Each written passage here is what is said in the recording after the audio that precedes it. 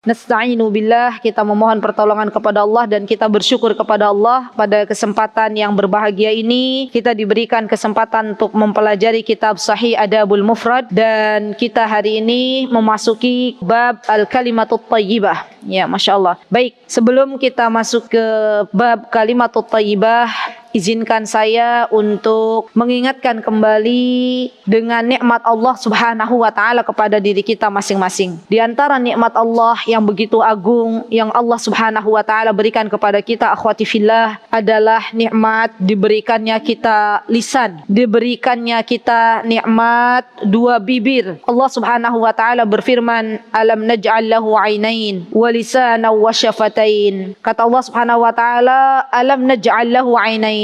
Bukankah aku telah memberikan kedua mata kepada kita semuanya? Kemudian Allah menegaskan kembali, bukankah aku yang telah memberikan kepada kalian lisan dan syafatain, dua bibir? Maka sungguh ketika Allah memberikan kepada kita nikmat lisan, nikmat dua bibir, ini merupakan nikmat dari Allah Subhanahu wa taala yang perlu kita syukuri. Dan semua nikmat yang Allah berikan kepada kita hari ini, kelak besok di akhirat akan dimintai oleh Allah Subhanahu wa taala sebuah pertanggungjawaban. Untuk apa kita gunakan lisan kita selama di dunia? Untuk apa kita gunakan mulut kita selama di dunia? Karena subhanallah, seseorang dia bisa berkata-kata, mengeluarkan dari lisannya kata-kata kalimatut thayyibah, dan kata-kata tersebut bisa mengangkat derajat seseorang ke dalam surganya Allah Subhanahu wa taala. Begitu pula ketika seseorang mengucapkan kalimat-kalimat yang membuat Allah murka, kalimat-kalimat menyekutukan Allah Subhanahu wa taala, maka sungguh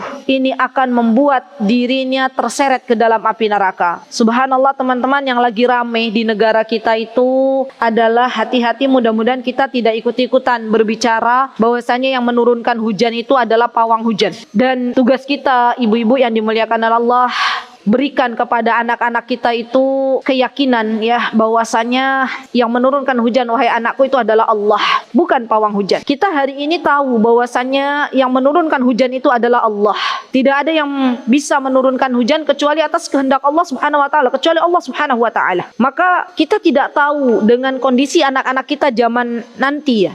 Dan subhanallah, ini merupakan sebuah hal yang harus kita benar-benar cermati dalam diri anak-anak kita. Jangan sampai anak-anak kita akhirnya terucap dari lisan mereka mengatakan bahwasanya hujan itu bukan Allah yang menurunkan, melainkan pawang hujan. Na'udzubillah summa na'udzubillah. Dan ini merupakan sesuatu yang Allah murka, Allah tidak suka, dan bisa menyeret seseorang ke dalam nerakanya Allah Subhanahu wa taala. Ada sebuah kitab yang insya Allah kitab ini sedang dibahas di kajian kami setiap hari Kamis ya. Kitabnya ibu-ibu namanya Nasihati Lin Nisa, kitab nasihat untuk kita para wanita, yang dikarang oleh Ummu Abdillah, putri dari Syekh Muqbil bin Hadi Al-Wada'i. Di dalam kitab ini disebutkan, insyaallah tadi sudah dibahas juga tentang beberapa kaidah tentang lisan. Ya, jadi subhanallah kitab ini menasihati diri kita khususnya kaum wanita agar pandai-pandai menjaga lisan kita. Tidaklah yang kita keluarkan dari lisan kita kecuali kalimat-kalimat thayyibah, kecuali kata-kata yang baik, termasuk diantaranya zikir kepada Allah Subhanahu wa taala. Kecuali yang keluar dari lisan kita adalah beramar ma'ruf nahi mungkar ya.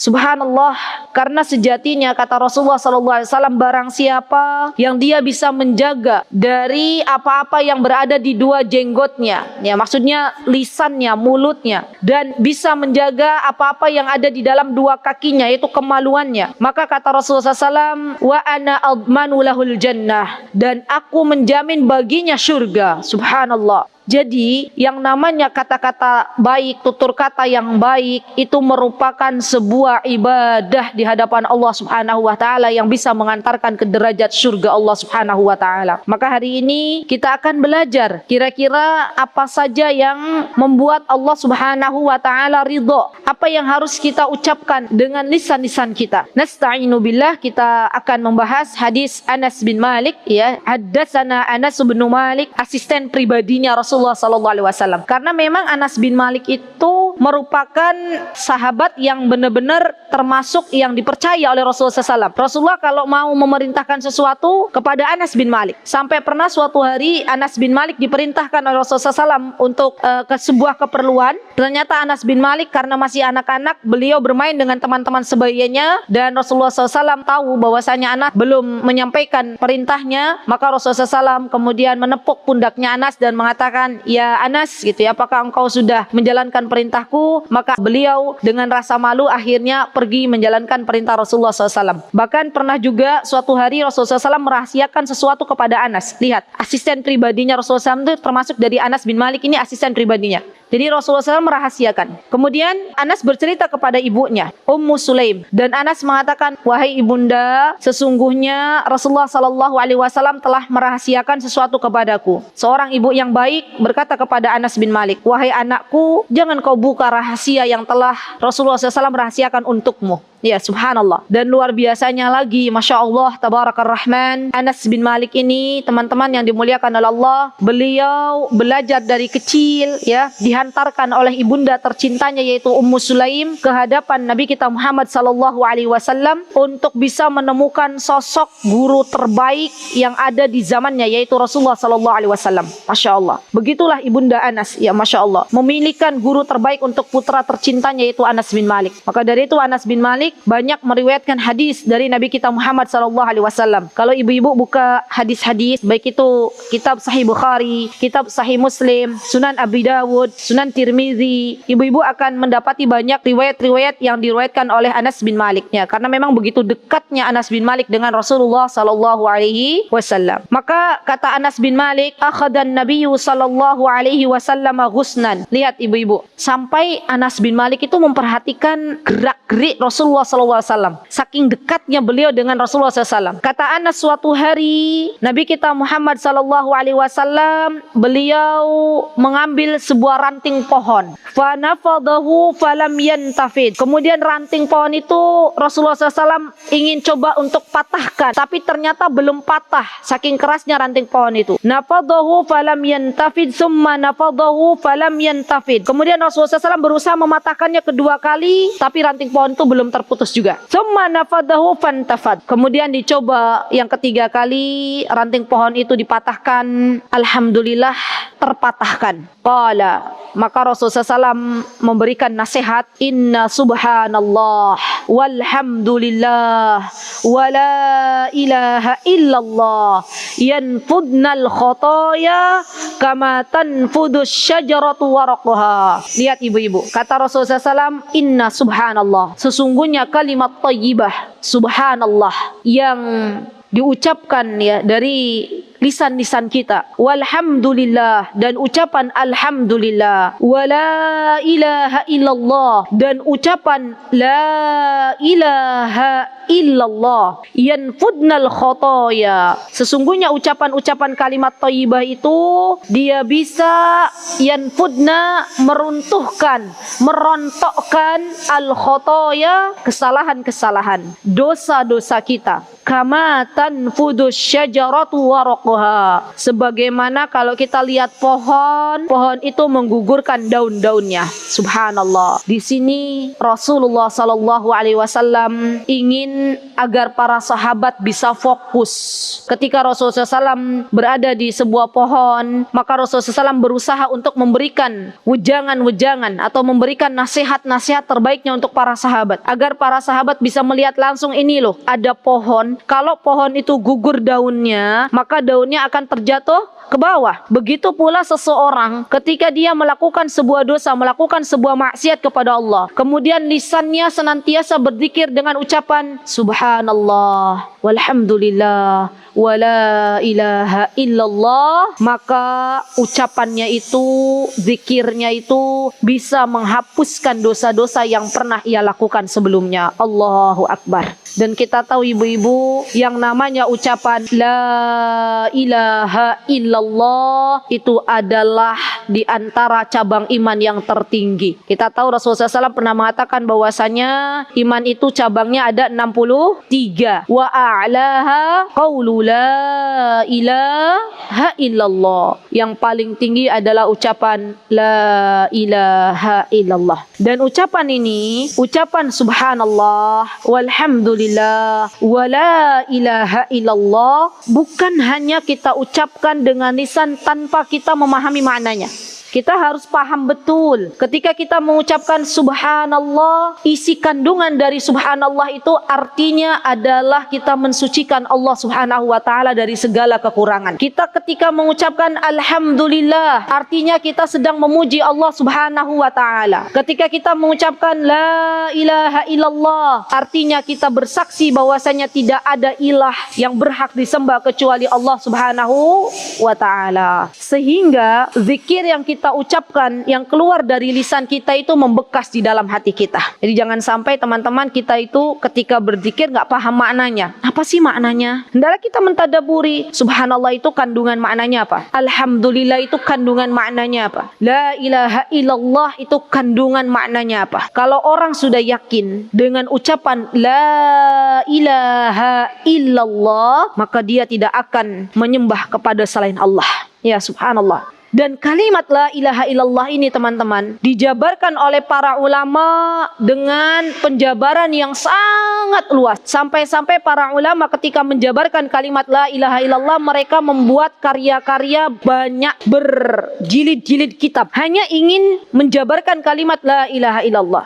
Orang kalau paham makna la ilaha illallah, pastinya di dalam kehidupannya yang ia fokuskan pertama kali adalah Allah. Ia gantungkan segala apa yang ada di depannya, masalah-masalah dari kehidupan dunia ini kepada Allah Subhanahu wa taala. Dan subhanallah, sampai-sampai kata Rasulullah SAW, barang siapa yang di akhir kehidupannya ia mengucapkan kalimat la ilaha illallah dakhalal jannah, maka akan dimasukkan oleh Allah Subhanahu wa taala ke dalam surganya Allah Subhanahu wa taala. Dan tentunya teman-teman, ini yang kita harapkan. Semoga kita semuanya kelak pada waktu ajal menjemput kita, kita dimudahkan lisan-lisan kita untuk bisa mengucapkan kalimat la ilaha illallah. Amin. Allahumma amin. Jadi mutiara hikmah atau faidah yang bisa kita ambil dari hadis ini teman-teman, mari kita biasakan lisan-lisan kita untuk mengucapkan subhanallah walhamdulillah wala ilaha illallah. Atau boleh ditambahkan wala ilaha illallah wallahu akbar. Ya boleh. Yang kedua, faidah yang bisa kita ambil dari hadis ini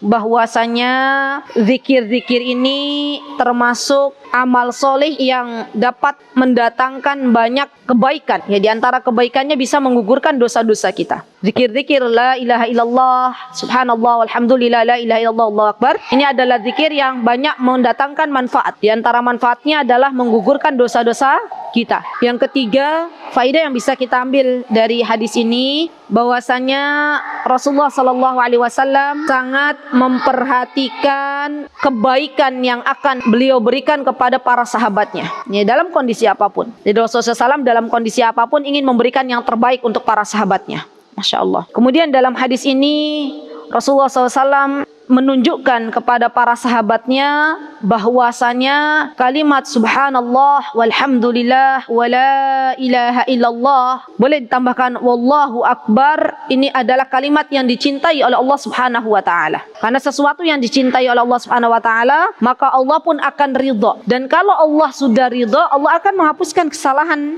hamba-hambanya, ya Masya Allah. Baik, dan yang terakhir faidah dari hadis ini Masya Allah adalah semangatnya Anas bin Malik untuk banyak mendapatkan faidah dari Rasulullah sallallahu alaihi wasallam. Ya, semangatnya Anas bin Malik untuk mendapatkan banyak faidah, banyak ilmu dari Rasulullah sallallahu alaihi wasallam. Orang kalau enggak semangat menuntut ilmu, orang kalau enggak semangat mendapatkan ilmu, yang ada misalnya tidak mau dekat-dekat dengan gurunya. Orang kalau enggak pengen mendapatkan ilmu, maka ketika duduk di majlis ilmu enggak bisa fokus. Beda dengan Anas bin Malik. Anas bin Malik merupakan seorang sahabat yang memang benar-benar gemar dengan ilmu, cinta hadis. Maka tidak heran beliau itu Masya Allah, para sahabat radhiyallahu anhum jami'an, mereka rela untuk rihlah dari satu negeri ke negeri berikutnya hanya ingin mendapatkan satu hadis Rasulullah sallallahu alaihi wasallam. Ya Masya Allah. Baik, kemudian hadis yang selanjutnya teman-teman, ada diceritakan bahwasanya ada seseorang mendatangi Nabi kita Muhammad sallallahu alaihi wasallam. Lalu kemudian dia bertanya kepada Rasulullah SAW, "Ya Rasulullah, doa apa yang paling utama?" Ya. Maka Rasulullah SAW menjawab, "Salillahal afwa wal afiyata fid dunya wal akhirah." Kata Rasulullah SAW, doa yang terbaik itu, ini bisa menjadi pelajaran untuk kita. Mintalah kepada Allah keselamatan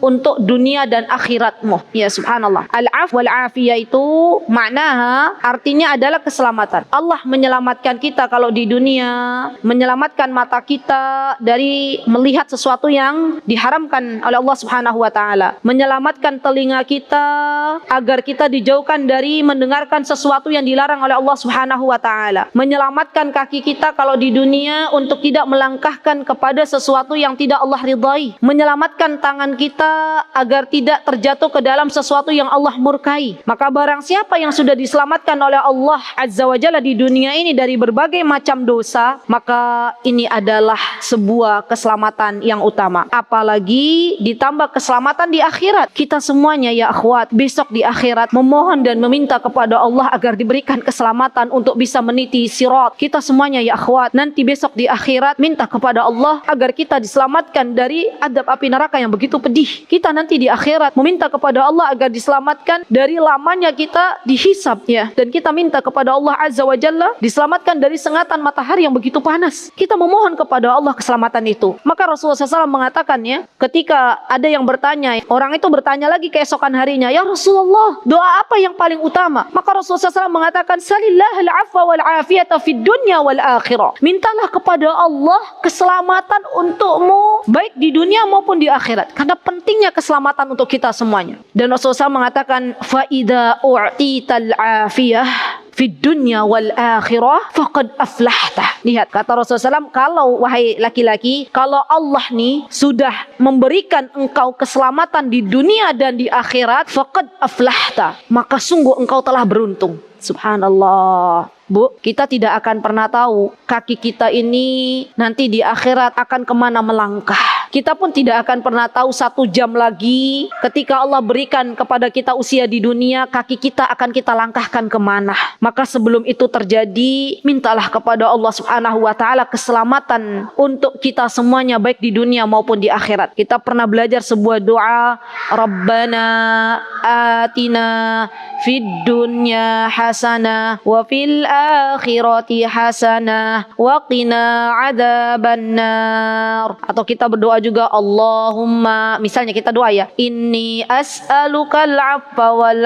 afiyah fid dunya wal akhirah. Ada tahu di zikir pagi petang? Ibu-ibu kalau yang biasa baca doa zikir pagi petang ketemu sama doa ini ya, sampai kita tuh minta kepada Allah, Allahumma inni as'alukal afwa wal afiyah fi dinina wa dunyana wa ahlina, ya. Kita minta sama Allah, ya Allah berikanlah keselamatan untuk dunia kami, untuk harta kami, untuk jiwa kami, untuk keluarga kami. Subhanallah teman-teman, kalau ada seseorang, dia sudah berkeluarga, kemudian Allah selamatkan tuh keluarganya dari berbagai macam dosa, dari berbagai macam kemaksiatan, maka Allah solihkan anak-anaknya, Allah solihkan pasangan hidupnya, Allah solihkan orang tuanya. Kalau Allah sudah solihkan semuanya, ya, keluarga besarnya, Allah berikan hidayah, maka nanti Allah kumpulkan lagi nih keluarga besar ini yang telah Allah solihkan di dunia di surga kelak nanti di akhirat. Subhanallah. Maka benar-benar kita tuh minta kepada Allah. Walaupun mungkin untuk saat ini ada saudara-saudara kita yang belum diberikan keselamatan oleh Allah, ada saudara kandung kita yang belum diselamatkan oleh Allah, mereka masih senang dengan berbagai macam kemaksiatan, mereka masih belum mau untuk mendatangi masjid, mereka masih belum mau untuk meninggalkan sesuatu yang tidak dicontohkan oleh Rasulullah SAW. Maka terus kita minta kepada Allah, ya Allah berikan keselamatan untuk keluargaku. Kalau sekarang ada teman-teman memiliki pasangan hidup yang mungkin belum mau untuk duduk di majelis ilmu, belum mau untuk meninggalkan dosa-dosa, minta kepada Allah, ya Allahumma inna nas'alukal afwa wal afiyah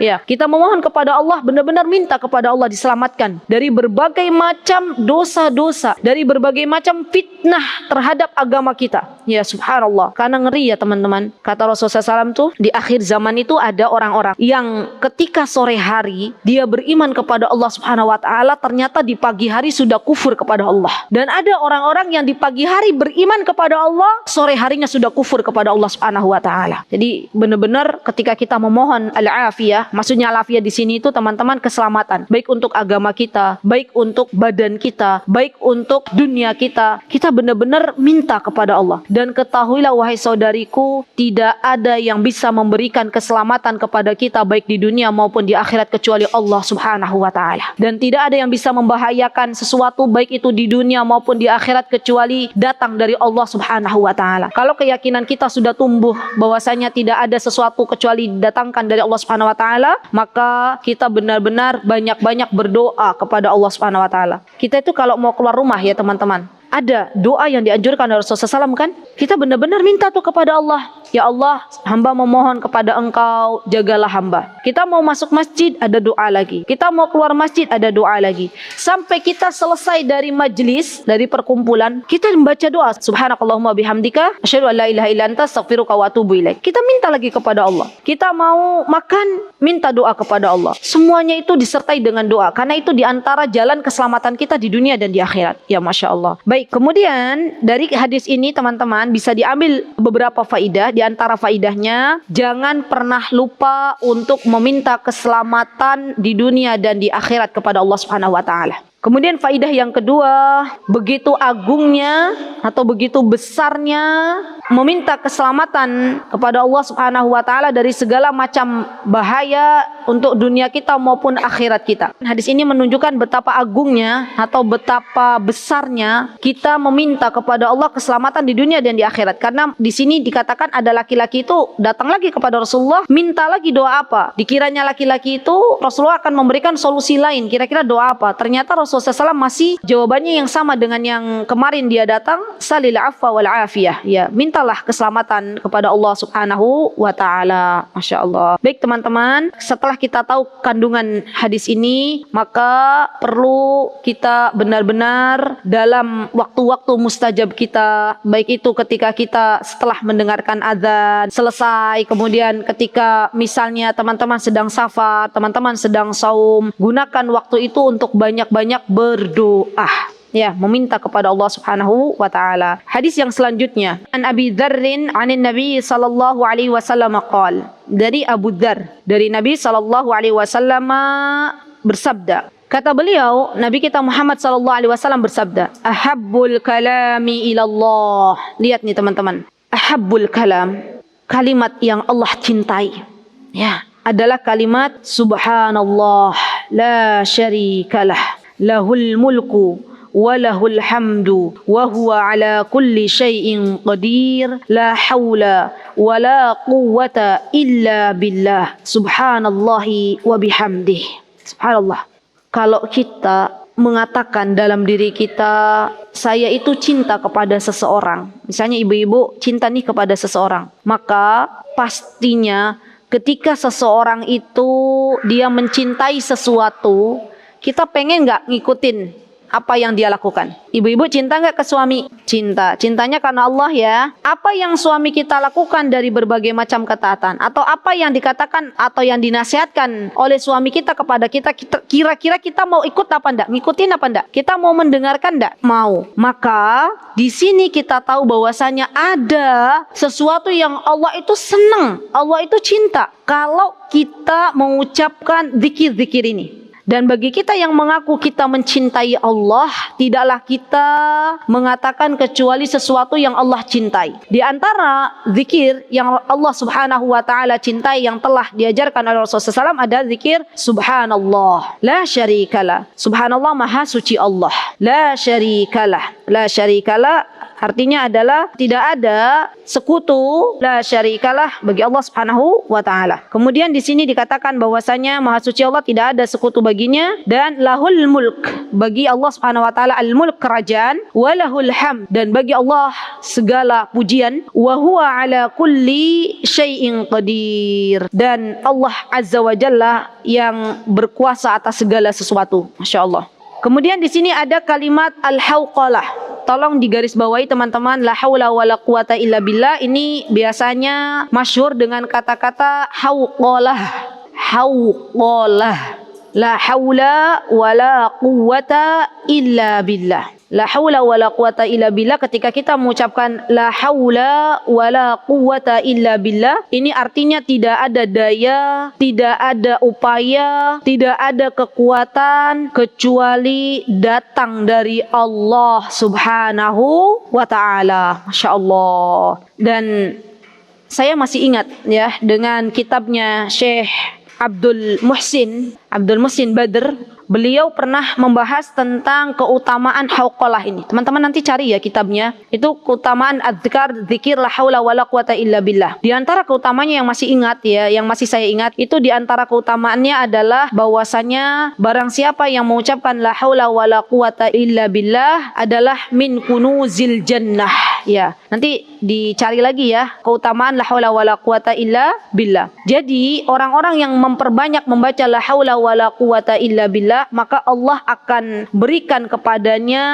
ya kebun-kebun di surga. Allah akan berikan kepadanya keutamaan-keutamaan di surganya Allah Subhanahu wa taala. Subhanallah. Subhanallah. Bahkan nih teman-teman, barang siapa yang dia mengalami sebuah kesulitan yang rasanya tuh dadanya sudah sesak gitu ya, kemudian dia membaca la haula wala quwwata illa billah, maka Allah akan lapangkan dadanya. Subhanallah. Yang penting ketika kita membaca la haula wala quwata illa billah, ini kita membacanya sambil mentadabburi maknanya. Ini bukan hanya ucapan di lisan la haula wala quwata illa billah, la haula wala quwata illa billah, tapi benar-benar kita resapi la haula, tidak ada daya dan upaya, wala la haula wala quwata, tidak ada kekuatan illa billah, kecuali datangnya dari Allah. Teman-teman kalau ada rasa futur nih ya, kan kadang ada kan, atau ibu-ibu nih semuanya semangat semua dalam beribadah. Ada nggak yang pernah merasakan futur? Tahu futur nggak? Nggak semangat gitu, itu futur. Terutama misalnya kalau saya dapat curhatan dari ibu-ibu, misalnya habis haid mau semangat lagi tuh kan butuh perjuangan ya. Nah ketika sedang futur, sedang nggak semangat, baca ini la haula wala quwata illa billah, maka Allah akan datangkan semangat itu kembali. Subhanallah. Jadi banyak sekali faidahnya, Masya Allah. Ketika kita misalnya teman-teman mau melaksanakan sebuah ibadah tapi rasanya sulit sekali. Contoh misalnya mau bangun malam, misalnya sudah masang alarm ternyata nggak dibangun-bangunkan sama Allah, maka kita memohon kepada Allah, Allahumma a'inni ala dzikrika wa syukrika wa husni ibadati. Kita siang harinya mempersedikit maksiat, kemudian kita benar-benar meminta kepada Allah, la haula wala quwata illa billah, ya Rabb, hamba memohon kepadamu agar dibangunkan malam ini untuk sholat tahajud, untuk sholat malam, untuk bangun malam, maka Allah akan permudah hamba tersebut. Subhanallah. Jadi benar-benar ya wahai akhwat, jangan lupa untuk membaca la haula wala quwata illa billah. Karena kalimat ini menunjukkan bahwasanya kita ini lemah. Kita ini tidak ada apa-apanya kalau nggak ditolong sama Allah Subhanahu wa taala. Jangankan untuk berbicara, tangan kita mengangkat saja begini, kalau nggak atas pertolongan Allah kita nggak bisa. Ada kan orang, mohon maaf sekali, ada orang kan yang stroke. Orang-orang stroke itu kira-kira untuk mengangkat kakinya untuk berjalan itu sebuah hal yang butuh perjuangan apa mboten? Butuh perjuangan. Artinya teman-teman, ketika kita bisa berjalan ke majelis ilmu, ketika kita bisa menulis, semuanya itu atas pertolongan Allah Subhanahu wa taala. Dan ketika kita membaca la haula wala quwata illa billah, kita itu sedang mengatakan kepada Allah, wahai Rabbku, saya itu lemah. Wahai Rabbku, tidak ada kekuatan itu kecuali datang dari Engkau. Dan ini menunjukkan benar-benar ketawaduan seorang hamba kepada Allah Subhanahu wa taala. Ya, Masya Allah. Jadi nggak ada yang perlu kita sombongkan. Semuanya adalah pertolongan dari Allah Subhanahu wa taala. Kemudian di sini dikatakan subhanallahi wa bihamdihi. Subhanallah wa bihamdihi. Masya Allah ya. Banyak sekali kata-kata kita bertasbih kepada Allah Subhanahu wa taala. Karena sejatinya semua makhluk yang ada di muka bumi ini semuanya bertasbih kepada Allah Subhanahu wa taala dengan caranya. Saya pernah bercerita belum kepada ibu-ibu. Tasbih itu maksudnya memuji Allah ya. Dia benar-benar sholat tuh caranya makhluk Allah tuh semuanya bertasbih. Saya itu di rumah itu ada burung. Dia tuh teman-teman kalau habis adzan, masya Allah, kita tuh perhatikan gitu ya. Si burung itu langsung bunyi tuh, dedekur sambil kepalanya begini-begini, dedekur, masya Allah. Sama pas sahur itu ribut ya burung itu, masya Allah. Kita jangan sampai kalah sama burung. Kita diminta untuk banyak beristighfar, masih nggak mau istighfar. Burung itu masya Allah benar-benar banyak bertasbih kepada Allah. Saya subhanallah, saya bilang masya Allah burung ini luar biasa, subhanallah. Jadi kalau lihat burung itu teman-teman, masya Allah adalah ciptaan Allah yang begitu luar biasa. Kita bertawakal saja kepada Allah itu kita disuruh belajar kepada burung, iya nggak? Sama Rasulullah SAW kan kita disuruh belajar seperti burung toh. Burung itu bagaimana ketika dia lapar, kemudian dia pergi, balik lagi dalam keadaan kenyang, ya. Subhanallah, bahkan makanan penduduk surga itu ya diantaranya adalah daging burung, ya masya Allah. Jadi semua yang ada di alam semesta ini, yang ada di dunia ini, mereka semuanya bertasbih kepada Allah Subhanahu wa taala. Baik, kemudian ini ada doa nih, panjang doanya. Ya, kita sedikit-sedikit ya, kita perhatikan doa ini karena ini doa yang subhanallah, doanya para nabi. Pahami maknanya ya. An Aisyah radhiyallahu anha qalat. Hadis ini diriwayatkan oleh Ibunda Aisyah radhiyallahu anha. Siapa yang sudah kenal dengan Ibunda Aisyah? Kemarin kita membahas tentang Ibunda Aisyah radhiyallahu anha. Beliau adalah seorang istri Rasulullah SAW, ummahatul mukminin yang sangat cerdas, sehingga banyak sekali beliau meriwayatkan hadis dari Nabi kita Muhammad SAW. Sampai saya menemukan ketika membaca sirahnya Ibunda Aisyah itu, ketika Rasulullah SAW sudah wafat ya, maka Ibunda Aisyah itu teman-teman, beliau itu mengajarkan, dan yang belajar kepada beliau itu para sahabat. Sampai jumlahnya itu kurang lebih kata Imam Ahmad 299. Belajar kepada Ibunda Aisyah, tapi pastinya pakai tabir, pakai hijab. Tidak langsung Ibunda Aisyah berjumpa dengan para sahabat. Suara Ibunda Aisyah sampai kepada para sahabat karena itu untuk mengajar ya, tapi tidak kemudian langsung berhadapan ya, masya Allah. Ini menunjukkan kecerdasan Ibunda Aisyah radhiyallahu anha. Makanya para ulama kan berbeda pendapat. Ada yang mengatakan bahwasanya suara perempuan itu fitnah, ada yang mengatakan tidak fitnah kalau memang tidak didayu-dayukan. Mereka mengatakan bahwasanya Ibunda Aisyah yang mengatakan tidak fitnah kalau tidak didayu-dayukan adalah Ibunda Aisyah pernah mengajar para sahabat, dan pastinya ketika mengajar saya yakin-yakinnya beliau tidak mendayu-dayukan suara. Jadi yang menjadi fitnah apabila suara wanita itu didayu-dayukan ya, dan itu menimbulkan fitnah bagi kaum laki-laki. Wallahu taala a'lam bishawab. Baik, kita masuk lagi ke sini. Dakhala alayya an-nabiyyu sallallahu alaihi wasallam wa ana usalli. Lihat subhanallah, Rasulullah sallallahu alaihi wasallam masuk ke rumahnya Ibunda Aisyah wa ana usalli, dan keadaan diriku, kata Ibunda Aisyah, sedang salat. Teman-teman yang dimuliakan Allah, Ibunda Aisyah radhiyallahu anha ini termasuk istri yang paling dicintai oleh Nabi kita Muhammad SAW setelah Ibunda Khadijah radhiyallahu anha. Sampai-sampai kalau kita lihat ya, di detik-detik terakhir Nabi kita Muhammad SAW wafat, beliau itu berkata kepada istri-istri lainnya, di manakah aku besok, di manakah aku menginap lusa, di manakah aku nanti menginap ya. Dan istri-istri Rasulullah SAW yang lain tuh tahu bahwasanya Rasulullah SAW tuh pengen di detik-detik terakhir kehidupannya itu berada di rumahnya Ibunda Aisyah. Maka istri-istri yang lain bilang begini kepada Rasulullah, ya Rasulullah, kami ridho, jatah nginep kami berikan untuk Aisyah. Yang lain berkata begitu, ya Rasulullah, kami ridho, jatah nginep kami diberikan kepada Aisyah. Pernah dengar nggak Ibunda Sauda teman-teman, ibu-ibu? Sauda itu adalah istri Rasulullah SAW yang dinikahi setelah Ibunda Khadijah radhiyallahu anha. Begitu pula dengan Ibunda Sauda. Ibunda Sauda mengatakan, ya Aisyah, ambil jatah nginepku untukmu. Ya masya Allah. Ibu-ibu kira-kira bisa nggak tuh begitu ya? Saya aja belum bisa. Mungkin yang sudah punya madu ya, itu mungkin rasanya berat ya memberikan jatah nginep kepada madu lainnya ya, masya Allah, masya Allah. Saya belum bisa karena mie masih satu ya. Wallahu taala alam bisawab. Nanti kalau sudah 2, 3, 4 ya, masya Allah. Baik. Kemudian teman-teman, gak heran ketika Rasulullah SAW tuh sering banget ke rumahnya Ibunda Aisyah. Sampai di detik-detik terakhir beliau meninggal itu berada di pangkuan Ibunda Aisyah radhiyallahu anha. Masya Allah ya, saking cintanya beliau kepada Ibunda Aisyah radhiyallahu anha. Baik, kemudian di sini dikatakan walahu hajatun. Nah, di sini Rasulullah SAW mendatangi Ibunda Aisyah radhiyallahu anha karena beliau ada sesuatu yang dibutuhkan. Fabtatu alaihi qala ya Aisyah, alaiki bijumalid du'ai wa jawami'i. Subhanallah. Di situ Rasulullah SAW mengajarkan doa kepada Ibunda Aisyah. Doanya begitu bagus sekali, masya Allah. Apa doanya yang diajarkan oleh Rasulullah SAW? Kita tadabburi satu persatu ya teman-teman, masya Allah. Falamman sarabtu qultu ya Rasulullah wa ma jumalid du'a wa jawami'ihi. Setelah Ibunda Aisyah selesai salat, maka beliau berkata kepada Rasulullah SAW, ya Rasulullah, apa doa yang engkau akan ajarkan? Dan doa ini adalah doa yang jawami'. Jawami' ini sesuatu yang banyak mengandung faidah. Hadis disebut jawami'ul kalam. Kalau ada hadis, di situ para ulama mengatakan jawami'ul kalam atau jawami'ul kalim.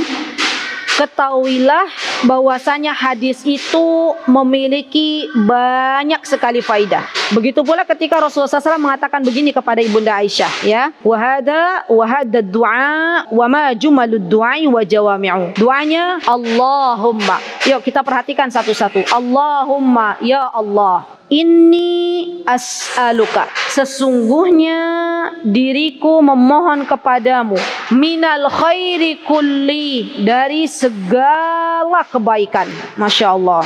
Ini as'aluka minal khairi kulli. Masya Allah, ya. Dan ini luar biasa teman-teman, kebaikan ini memang kita harapkan, mohon kepada Allah Subhanahu wa taala dalam segala perkara kehidupan kita. Ajilihi wa ajilihi, ma 'alimtu minhu wa ma lam na'lam atau wa ma lam a'lam. Yang engkau ketahui, ajilihi, yang aku ketahui maupun yang tidak aku ketahui. Subhanallah. Jadi kebaikan itu kadang kita bisa tahu, kadang kita tidak tahu. Dan Allah menyebutkan terkadang seseorang menyangka sesuatu itu buruk di hadapannya, padahal itu baik di hadapan Allah Subhanahu wa taala. Subhanallah. Maka teman-teman, di sini perlu adanya kita banyak-banyak memohon kepada Allah ketika akan melangkah kepada sesuatu yang ada di depan kita. Benar-benar kita meminta kepada Allah, wahai Rabbku, ini adalah yang terbaik untukku atau tidak? Jikalau ini yang terbaik untukku, maka mudahkanlah segala urusanku.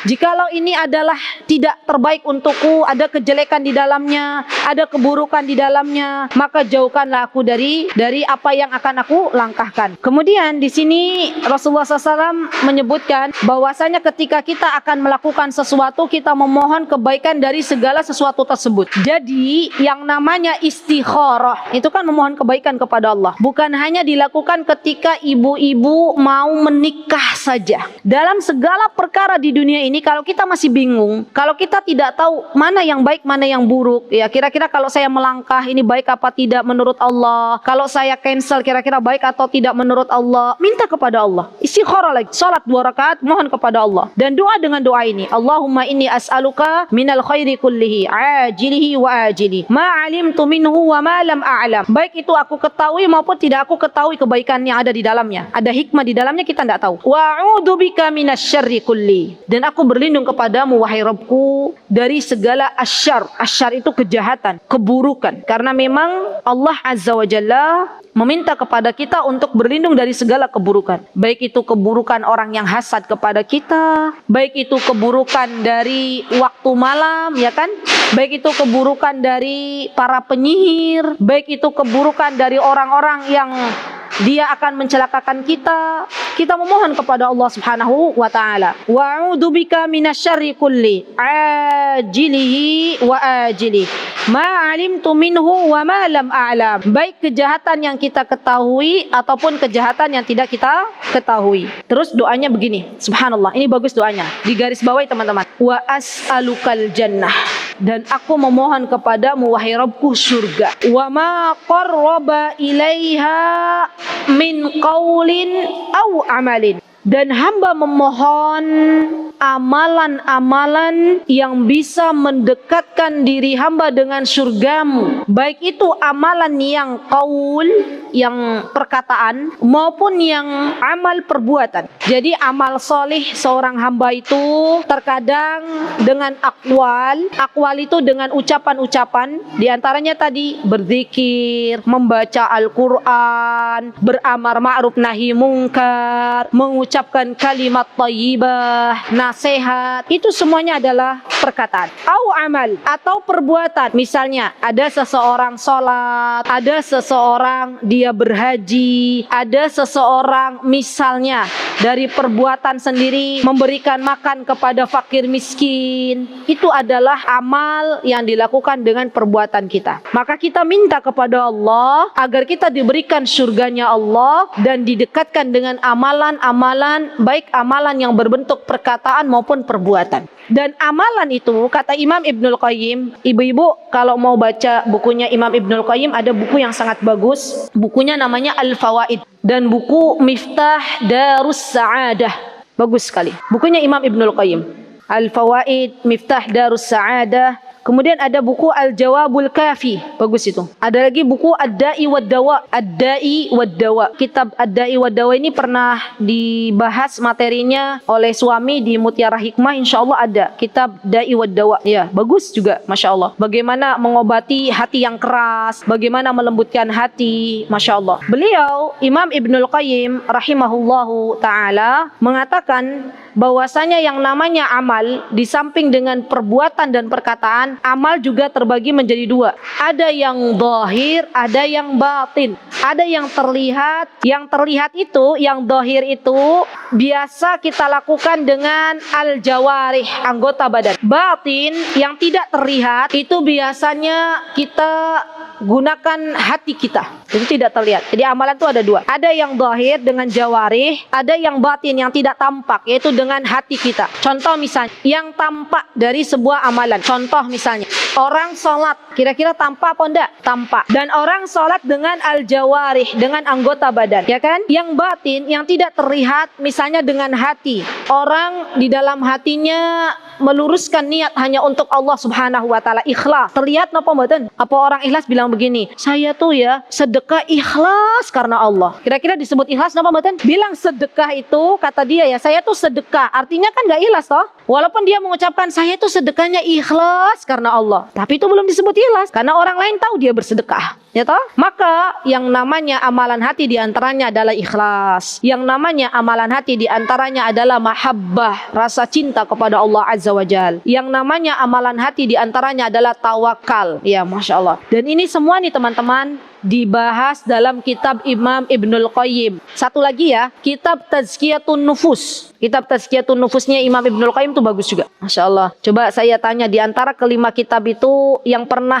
ada di rumah teman-teman kitab apa? Ada? Alhamdulillah. Dari 5 itu ada Tazkiyatun Nufus ya? Alhamdulillah. Berarti kurang 4 ya? Alhamdulillah. Teman-teman, di sini ada nggak yang punya dari 5 kitab Imam Ibnul Qayyim? Kitab apa aja? Belum ada?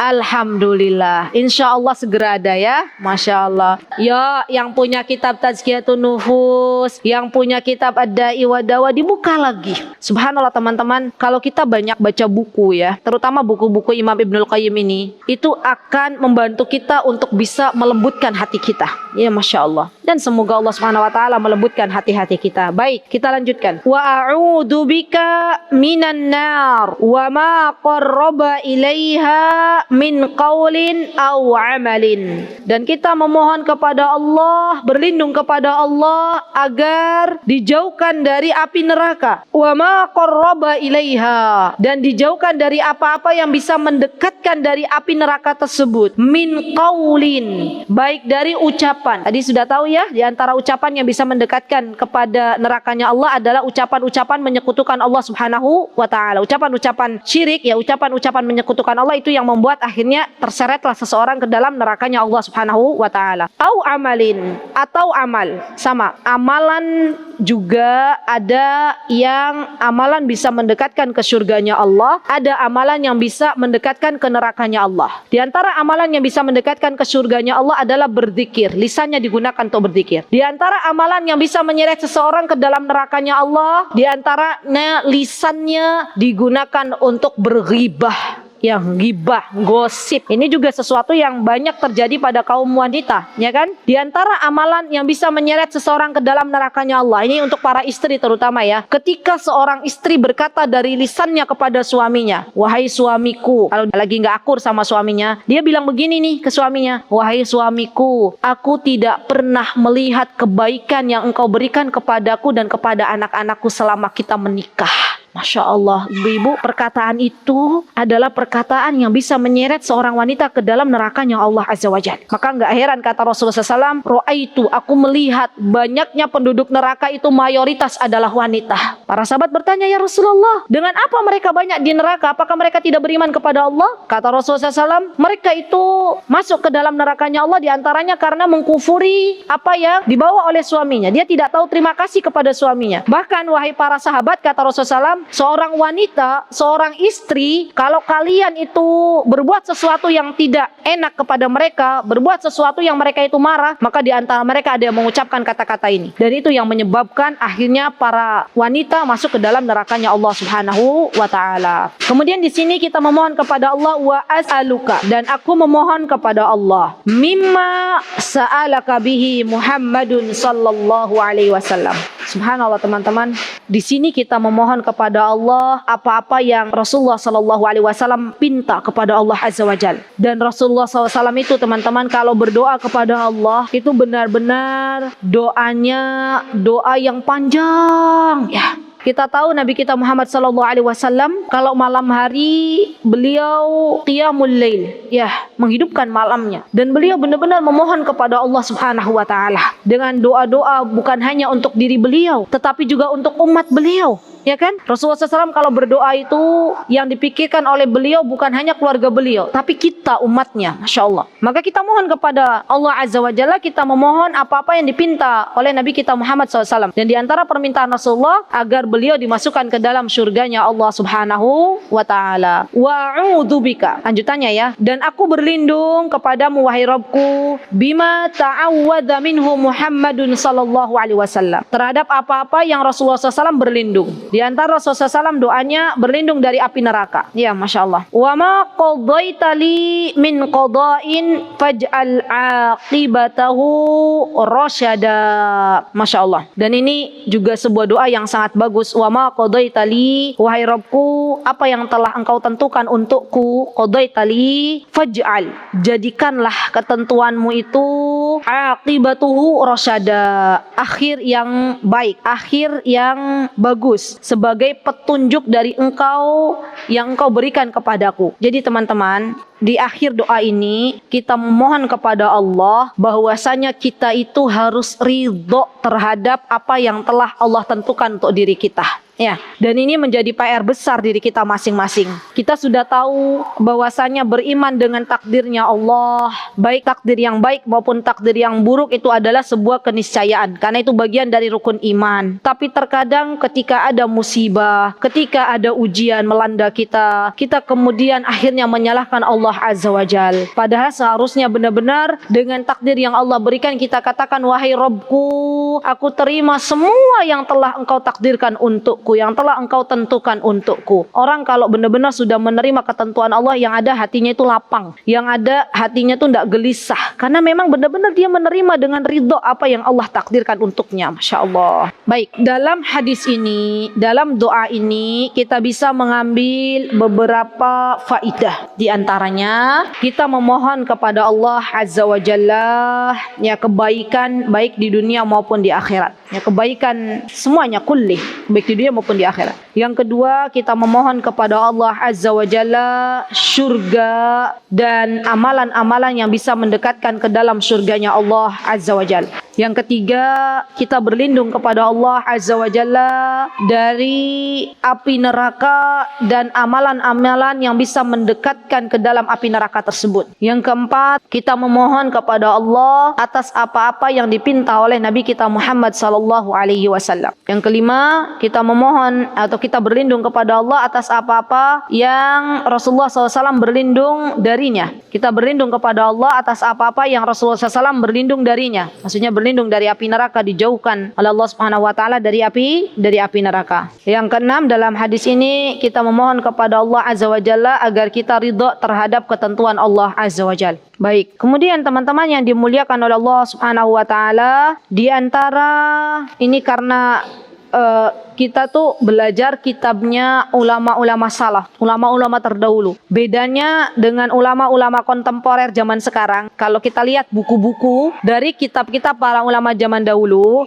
dengan kitab-kitab para ulama zaman sekarang, itu lebih teratur dari penjudulannya, dari penulisannya ulama-ulama zaman sekarang. Ya, kalau ulama-ulama zaman dahulu terkadang sudah pernah disebutkan, ya misalnya judul ini pernah disebutkan, pembahasan ini pernah disebutkan, sebutkan. Nanti disebutkan kembali di pembahasan di depannya itu disebutkan kembali. Jadi jangan heran kalau teman-teman belajar kitab-kitab ulama ya yang zaman dahulu kala itu nanti banyak menemui loh ini kan sudah pernah dipelajari, kenapa kok dipelajari lagi gitu ya. Karena memang begitulah para ulama. Bahkan terkadang mereka itu teman-teman Masya Allah ya seperti Syekhul Islam Ibnu Taimiyah. Beliau itu membuat kitab nggak pakai lihat. Beliau membuat kitab, ada kitabnya Syekhul Islam Ibnu Taimiyah itu yang beliau karang di penjara. Dan waktu itu kondisinya Syekhul Islam Ibnu Taimiyah tidak boleh bawa buku ya. Karena pemerintah waktu itu tahu kalau Syekhul Islam Ibnu Taimiyah dibawakan kitab, dibawakan buku pasti akan mengarang sebuah kitab. Dan ternyata subhanallah kecerdasan yang Allah berikan kepada Syekhul Islam Ibnu Taimiyah tidak membuat akhirnya Ibnu Taimiyah berhenti dari mengarang sebuah kitab karena nggak